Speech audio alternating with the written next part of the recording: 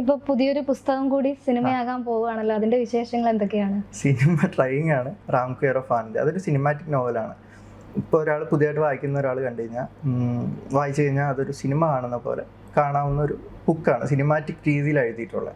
അപ്പോൾ അത് അപ്പോൾ തൊട്ട് തന്നെ അതിൻ്റെ വായനക്കാർ ഇതൊരു സിനിമ ആക്കി കൂടെ എന്ന് ചോദിക്കുന്നുണ്ട്. അപ്പോൾ എനിക്കത് മനസ്സിൽ സായ് പല്ലവിയും പ്രണവ് മോഹൻലാലുമാണ് പണ്ട് തൊട്ടേ. ഞാനൊരു 2 വർഷമായിട്ട് ട്രൈ ചെയ്തുകൊണ്ടിരിക്കുകയാണ് ഇവരെ. പ്രണവിനെ പിന്നെ കിട്ടുന്നില്ല, എവിടെ ആണെന്ന് പോലും അറിയില്ല ആള്. നാട്ടിൽ വന്നു കഴിഞ്ഞാൽ കാണാനായിട്ട് ശ്രമിക്കുമ്പോൾ ആൾ പോവും. പിന്നെ സായ് പല്ലവീനെ കുഴപ്പമില്ല, പുള്ളിയെ നോക്കി കഴിഞ്ഞാൽ പുള്ളിക്കാരോട് പറയാനായിട്ടിരിക്കുകയാണ്. അപ്പോൾ അതിൻ്റെ ഒരു ട്രൈയിങ് ആണ്. പ്രൊഡ്യൂസറിനെ കണ്ട് സംസാരിച്ചുകൊണ്ടിരിക്കുന്നു. അപ്പോൾ ഉടനെ തന്നെ അതുണ്ടാവുമെന്ന് വിചാരിക്കുന്നു. ഇപ്പൊ ആദ്യത്തെ ഒരു നോവല് പ്രസിദ്ധീകരിക്കുന്നത് തന്നെ വളരെ സിനിമാറ്റിക് ആയ കുറെ സംഭവങ്ങൾ ഉണ്ടായിരുന്നല്ലോ, ക്രൗഡ് ഫണ്ടിങ്, അങ്ങനെയൊക്കെ ആദ്യമായിട്ടാണ് നടക്കുന്നത്. എന്തൊക്കെയായിരുന്നു അന്നത്തെ ഓർമ്മകള്? സത്യം പറഞ്ഞു കഴിഞ്ഞാൽ അന്ന് നിന്ന ആൾക്കാർ ഇപ്പോഴും എൻ്റെ കൂടെ ഉണ്ട്. ബുക്ക് ഞാനൊരു എഴുത്തുകാരനായത് ഞാൻ പറഞ്ഞല്ലോ, വീട്ടിൽ നിന്ന് അങ്ങനെ സപ്പോർട്ട്, പിന്നെ അധികം പൈസ, ഞങ്ങൾ സാധാരണ ഒരു ഫാമിലി, ആലപ്പുഴയിൽ തീരദേശത്തുള്ള ഒരു ഫാമിലിയാണ്. അപ്പോൾ ഞാനൊരു ബുക്ക് പബ്ലിഷ് ചെയ്യണമെന്ന് പറഞ്ഞാൽ എൻ്റെ അച്ഛൻ്റെ പൈസ ഇല്ല ചെയ്യാനായിട്ട്. പ്രത്യേകിച്ച് ഞാൻ പഠിക്കുകയാണ്, ഫീസ് അടയ്ക്കാൻ തന്നെ ബുദ്ധിമുട്ടാണ്. അപ്പോൾ ഈ സമയത്ത് ഞാൻ ഫേസ്ബുക്ക് ഈ ബുക്കുകൾ ഞാൻ ഓരോരോ ഇപ്പോൾ DC ബുക്സ്, മാതൃഭൂമി, അവർക്ക് എല്ലാവർക്കും അയക്കും. പക്ഷേ അവിടുന്ന് റിജക്റ്റ് ചെയ്യും. എന്നിട്ട് എൻ്റെ സിനിമാറ്റിക് എലമെൻ്റ് ഉള്ള ഒരു സാധനമാണ് സ്റ്റോറി ടെല്ലിങ്. ഞാനൊരു കഥ പറയുന്ന രീതിയിലുള്ള അതാണ് ഞാൻ എഴുതുന്നത്. അപ്പോൾ ഇങ്ങനെ റിജക്ഷൻ കിട്ടി കഴിഞ്ഞപ്പോൾ ഞാനും ഓർത്ത് നിർത്തിയേക്കാം. അങ്ങനെ നിർത്തിയ സമയത്ത് പിന്നെ ഫേസ്ബുക്ക് ആ സമയത്താണ് ആൾക്കാർ സ്റ്റാറ്റസ് ഒക്കെ ഇടാൻ തുടങ്ങി. 2010-11 കാലഘട്ടം. ഈ സമയത്ത് ഞാൻ ഇതെന്തെടുത്തു, ഓജോ ബോർഡാണ്, അതിങ്ങനെ ഡിവൈഡ് ചെയ്തു ചാപ്റ്റേഴ്സായിട്ട് 37 ആക്കിയിട്ട് ഓരോ ചാപ്റ്റർ ഇട്ടു. ആദ്യത്തെ ഇട്ടു, ആരും വായിച്ചില്ല. രണ്ടാമത്തെ ഇട്ടു, വായിച്ചില്ല. കളിയാക്കുമായിരുന്നു, നാട്ടുകാരൊക്കെ ഇഷ്ടംപോലെ കളിയാക്കും, നിങ്ങൾക്ക് വേറെ പണിയൊന്നുമില്ലെന്ന് പറഞ്ഞിട്ട്. 7ാമത്തെ ചാപ്റ്റർ ആയപ്പോൾ ഒരു വ്യക്തി, വിഷ്ണു ഷാജി എന്ന് പറയും, ഇപ്പം എൻ്റെ ബെസ്റ്റ് ഫ്രണ്ടാണ്, എൻ്റെ അടുത്ത കോളേജിൽ പഠിച്ച, എനിക്ക് ആ സമയത്ത് അറിയില്ല. പുള്ളി വായിച്ചിട്ട് ഇത് കൊള്ളാലോ എന്ന് പറഞ്ഞു. പുള്ളിയുടെ ക്ലാസ്സിലുള്ളവരെ കൊണ്ട് വായിപ്പിച്ചു, ആ കോളേജ് മൊത്തം വായിച്ചു. അങ്ങനെ ഞാൻ 37ാമത്തെ ചാപ്റ്റർ ഇടുമ്പോൾ 18,000-ന് മുകളിൽ വായനക്കാരുണ്ട് അതിന്. അപ്പോൾ എനിക്ക് മനസ്സിലായി എൻ്റെ ഭാഗത്തും ശരിയുണ്ട്. ഒരു സാധാരണക്കാരൻ വിചാരിച്ചാലും ആൾക്കാരെ കൊണ്ടുവരാം. ഒരു മീഡിയം മാറിയപ്പോൾ ആൾക്കാർ വന്നു. അങ്ങനെ ഇരുന്നിട്ട് പിന്നെ ഞാൻ ഇവരെ അപ്രോച്ച് ചെയ്തപ്പോൾ ഈ കാര്യങ്ങളൊക്കെ കാണിച്ച് അപ്രോച്ച് ചെയ്തിട്ട് ഇവരെ റിജക്റ്റ് ചെയ്തു, പബ്ലിഷിംഗ് കമ്പനികൾ. അപ്പോൾ ഞാൻ ഇവർക്ക് കമൻറ്റ് ഇട്ടു, എൻ്റെ ചെയ്യാൻ പൈസ ഇല്ല, അതുകൊണ്ട് നമുക്കിതിവിടെ നിർത്താം. 37ാമത്തെ ചാപ്റ്റർ തീർന്നു, ഇനി കഥ എപ്പോഴെങ്കിലും എഴുതാം. അപ്പോൾ ഇവരൊന്നും പിരിഞ്ഞു പോകുന്നില്ല. പിറ്റേ ദിവസം എല്ലാ ദിവസം വൈകുന്നേരം ഞാൻ പോസ്റ്റ് ഇടുന്നത്, രാത്രി 9 മണിയാകുമ്പോൾ. അപ്പോൾ ഇവർ എല്ലാ ദിവസവും വന്നിട്ട് ഇങ്ങനെ നോക്കും, ഇനി പുതിയ കഥ വരുന്നുണ്ടോ. അപ്പോൾ ലാസ്റ്റ് അവരാരോ കമൻറ്റ് ഇട്ടു, എടാ നമുക്കെല്ലാവരും കൂടി ഇത് ബുക്കാക്കി വരുമെന്ന് പറഞ്ഞിട്ട്. അങ്ങനെ അവരെല്ലാവരും കൂടെ ഓജോബോർഡെന്ന് പറഞ്ഞൊരു ഗ്രൂപ്പ് തുടങ്ങി. ഞാനില്ല എൻ്റെ അകത്ത്. ഇവരെല്ലാം കൂടെ ഒരു വിഷു സമയത്ത് എല്ലാവരും കൂടെ ക്രൗഡ് ഫണ്ടിങ്, അതിൽ 200-100 രൂപ ആൾക്കാർ വരെ ഉണ്ട്. എനിക്ക് 50,000 അക്കൗണ്ട് ഇട്ട് തന്നു. ഈ വിഷ്ണു വഴി എൻ്റെ അക്കൗണ്ട് നമ്പർ സംഘടിപ്പിച്ചിട്ട് അക്കൗണ്ട് ഇട്ടിട്ടെന്ന് പറഞ്ഞ് പോയി പബ്ലിഷ് ചെയ്യാൻ പറഞ്ഞു. അങ്ങനെ എഴുത്തുകാരനായ ഒരു വ്യക്തിയാണ് ഞാൻ. അതുകൊണ്ട് തന്നെ എല്ലാവരോടും എനിക്ക് കടപ്പാടുണ്ട്. ഈ ആ വായനക്കാരിൽ പലരും എൻ്റെ ബെസ്റ്റ് ഫ്രണ്ട്സാണ് ഇപ്പോഴും. ഞങ്ങൾ കാണാറുണ്ട്, ഒരുമിച്ച് എവിടെയെങ്കിലും പോകാറുണ്ട്, ടൂർ പോകാറുണ്ട്. അങ്ങനെ ഒരു വലിയൊരു സംഘം തന്നെ എനിക്കുണ്ട്. അപ്പോൾ ഇതിനിടയ്ക്ക് ഈ ക്യാഷാണോ ഒരു പ്രസാധകർക്ക് കൊടുത്തിട്ട് അവര് അച്ചടിച്ച് തരാതിരുന്നത്? അച്ചടിച്ച് തരായിരുന്നല്ല, അവർ ആദ്യമേ ഇത് കൊടുത്തിട്ട് പറ്റിച്ചായിരുന്നു. ഓക്കെ. അതായത് ബുക്ക് തരത്തില്ല, നമ്മൾ എഴുതിയൊരു ബുക്ക് തരേണ്ടത് നമുക്ക് അവകാശമാണല്ലോ. അങ്ങനെ പറ്റിച്ചു. കോഴിക്കോടുള്ള ഒരു പ്രസാധകരാണ്. പുള്ളിയുടെ ചോദിക്കുമ്പോൾ പുള്ളി എന്തെങ്കിലുമൊക്കെ പറയും. പക്ഷേ എൻ്റെ ബുക്ക് ഞാൻ പലയിടത്തും പോകുമ്പോൾ കാണുന്നുണ്ട്, നമുക്ക് തരില്ല പക്ഷെ ബുക്കുണ്ട്. പിന്നെ ഞാൻ അതോടെ നിർത്തി, സെൽഫായിട്ട് ചെയ്തോളാം.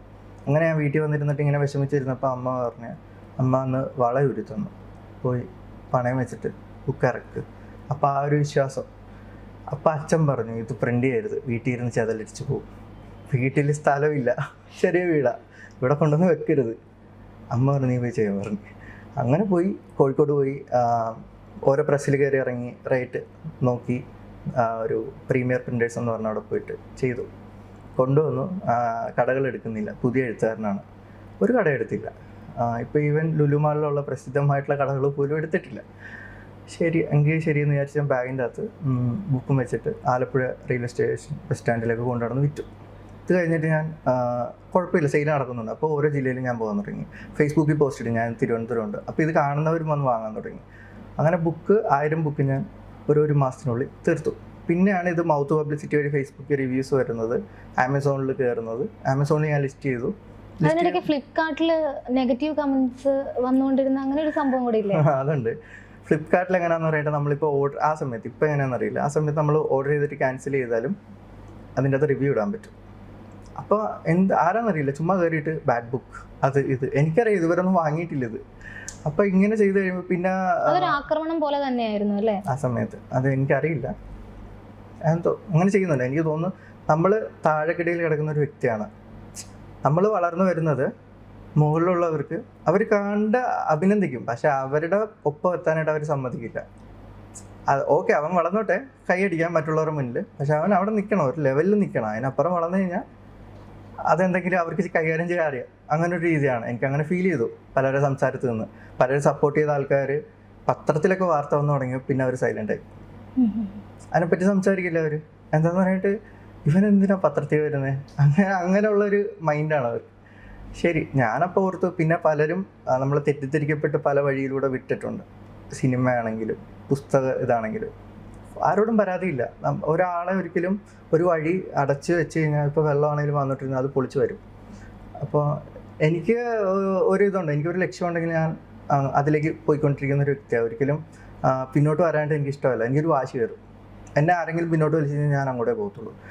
അപ്പോൾ സത്യത്തിൽ ആ ഒരു വാശിപ്പുറത്ത് നേടിയതാണ് ഈ ബുക്ക് പബ്ലിഷിങ്. സ്വന്തമായിട്ട് തന്നെ ഈ ആമസോണിൽ ലിസ്റ്റ് ചെയ്തു. ഞാൻ പറഞ്ഞത് ആമസോണിൽ ലിസ്റ്റ് ചെയ്ത് കഴിഞ്ഞപ്പോൾ അത് 74,000 റാങ്കായിരുന്നു. അത് പിന്നീട് ഇങ്ങനെ ആൾക്കാർ ഓർഡർ ചെയ്യുമ്പോഴാണ് കുറഞ്ഞിങ്ങനെ ഒരു ടോപ്പ് 100 ലിസ്റ്റ് ഉണ്ട്. അപ്പോൾ ഒരു 13,500 വന്നപ്പോൾ അതിൻ്റെ അകത്ത് മൊത്തം ഇംഗ്ലീഷ് ബുക്സാണ് നിൽക്കുന്നത്. ഞാനിത് കണ്ടപ്പോൾ ഇംഗ്ലീഷ് ബുക്സിൻ്റെ കൂടെ ഒരു മലയാളം ബുക്ക് ഓജോ ബോർഡ് കൊള്ളാം. അപ്പം ഞാൻ സ്ക്രീൻഷോട്ട് എടുത്ത് ഫേസ്ബുക്കിലിട്ടു. അപ്പോൾ ആൾക്കാർക്ക് കുറച്ചുകൂടെ, മലയാളികളാണല്ലോ, ഒരാളിങ്ങനെ കയറി വരുന്ന കണ്ടു കഴിഞ്ഞാൽ സപ്പോർട്ട് ചെയ്യും. അങ്ങനെ അവർ കയറി ഓർഡർ ചെയ്തത് ടോപ്പ് 100 വന്നു. അപ്പോൾ അവിടെ ഒരു പേജ് ഉണ്ട്, ടോപ്പ് 100 എന്ന് പറഞ്ഞിട്ട്.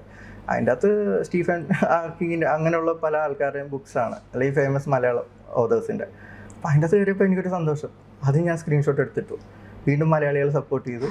ആ കയറി ടോപ്പ് 25, ടോപ്പ് 10, ടോപ്പ് 5, ഞാൻ ടോപ്പ് 1 നിൽക്കുകയാണ് ഓജോ ബോർഡ്. അതായത് ഞാനീ പറഞ്ഞ ഒരു കൂലിപ്പണിക്കാരൻ്റെ മകൻ ആഗ്രഹിച്ചാലും നമുക്ക് ഒരുപാട് വിചാരിച്ചു. എനിക്ക് എൻ്റെ ഇതുകൊണ്ട് ഞാൻ പ്രൂവ് ചെയ്തതാണ്. ഒരിക്കലും ഞാൻ ഇതൊക്കെ എല്ലാം ഉള്ള കാര്യങ്ങളാണ്, ചുമ്മാ പറയുകയല്ല. അപ്പോൾ എൻ്റെ ആ ഒരു കാര്യം തന്നെയാണ് ഞാൻ എപ്പോഴും ചിന്തിക്കുന്നത്. ഞാൻ എപ്പോഴെങ്കിലും ഡൗൺ ആയിട്ടുണ്ടെങ്കിൽ ഞാൻ ചിന്തിക്കുന്നത്, എനിക്ക് 21-22 വയസ്സുള്ളപ്പോഴേ സംഭവം. ആ സമയത്ത് നിനക്കിത് ചെയ്യാമെങ്കിൽ ഈ ഏജിൽ നിനക്ക് അതിൽ കൂടുതൽ ചെയ്യാം, എക്സ്പീരിയൻസ് ഉണ്ട്. അപ്പോൾ നമ്മൾ ചെയ്തിട്ടുള്ള എന്തെങ്കിലും ഒരു പോയിന്റ് നമ്മൾ തന്നെ മോട്ടിവേഷനായിട്ട് എടുക്കണം. മറ്റുള്ളവരെ നമുക്ക് കാണാം, അല്ലെ അത് അവരുടെ ജീവിതമാണ്, അവർ വന്ന വഴികളാണ്. നമ്മുടെ ജീവിതത്തിൽ നമ്മൾ എന്തെങ്കിലും പോയിന്റുകൾ നമ്മൾ നേടിയത് കണ്ടെത്തി കഴിഞ്ഞാൽ നമുക്കതാണ് മോട്ടിവേഷൻ വലുത്. അപ്പോൾ അങ്ങനെയാണ് പിന്നീട് മുന്നോട്ട് ഓരോ ബുക്കും എഴുതിയത്. ഇപ്പൊ ഈ ഓജോ ബോർഡ് എന്ന് പറഞ്ഞ ബുക്കിന്റെ കാര്യം പറയുന്നു. അപ്പൊ ആ ഒരു ബുക്ക് സിനിമയാക്കണം എന്ന് ആഗ്രഹിക്കുന്നുണ്ട്. ഇപ്പൊ ഈ രോമാഞ്ചം എന്നുള്ള സിനിമയൊക്കെ കുറെ കൂടി ഓജോ ബോർഡ് കണക്റ്റഡ് ആയിട്ടുള്ള സിനിമകൾ വരുന്നു. പണ്ടൊരു അപരിചിതൻ എന്ന് പറഞ്ഞ സിനിമ അതുമായിട്ട് വന്നിട്ടുണ്ട്. അപ്പോൾ ഈ ഒരു ഇത് സിനിമയാക്കണം എന്ന് ആഗ്രഹമുണ്ടോ? സിനിമ അതിൻ്റെ അകത്ത് ക്ലൈമാക്സ് കുറച്ചുകൂടെ എനിക്ക് തോന്നുന്നു 12 വർഷം മുന്നേ എഴുതിയ കഥയാണ്. അപ്പോൾ കുറച്ച് അപാകതകളുണ്ട് എങ്കിലും, പക്ഷേ കുഴപ്പമില്ല. അതൊരു നല്ല സിനിമയായിട്ട് എടുക്കാൻ പറ്റുന്ന ഒരു സാധനമാണ്. ക്ലൈമാക്സ് കൂടെ ഒന്ന് വർക്ക് ചെയ്ത് കഴിഞ്ഞാൽ വീണ്ടും ചെയ്യാൻ നോക്കുന്നുണ്ടോ ഇപ്പോൾ? ഞാൻ ഓജോ ബോർഡ് നോക്കുന്നില്ല, പക്ഷെ നോക്കണം എന്നുണ്ട്. അപ്പോൾ അതുപോലെ തന്നെ ഈ ബുക്കുകളുടെ ഒക്കെ പ്രകാശനവും കുറച്ച് ഡിഫറെന്റ് ആയിട്ടാണല്ലോ ചെയ്യുന്നത്. ഇപ്പോൾ ഓജോ ബോർഡിന്റെ ചൂടുകാട്ടിൽ വെച്ചിട്ടാണ്, അതുപോലെ മെർക്കുറി ഐലൻഡിൻ്റെത് പാതിരാമണൽ ദ്വീപിൽ വെച്ചിട്ടായിരുന്നു. അങ്ങനെയുള്ള ഐഡിയാസ് എവിടെ നിന്നാണ് കിട്ടിയത്? തന്നെ വരുന്നത്. ഞാൻ ഇരുന്നിട്ട് ഇങ്ങനെ ആലോചിക്കും, ഒരു ബുക്ക് എവിടെയാണ് ചെയ്യാൻ പറ്റുന്നത്. അപ്പോൾ ഓജോ ബോർഡ് നോക്കിയപ്പോൾ ഞാൻ കുറേ ഇരുന്ന് ആലോചിച്ചു. ഒരു ഹാള് വിളിച്ചിട്ട് കുറേ ആൾക്കാരെ വിളിച്ച്, അല്ലെങ്കിൽ ഏതെങ്കിലും ഒരു സെലിബ്രിറ്റിനെ കൊണ്ടുവന്ന് ചെയ്യിച്ചു കഴിഞ്ഞാൽ ഒരു വെറൈറ്റി ഇല്ല.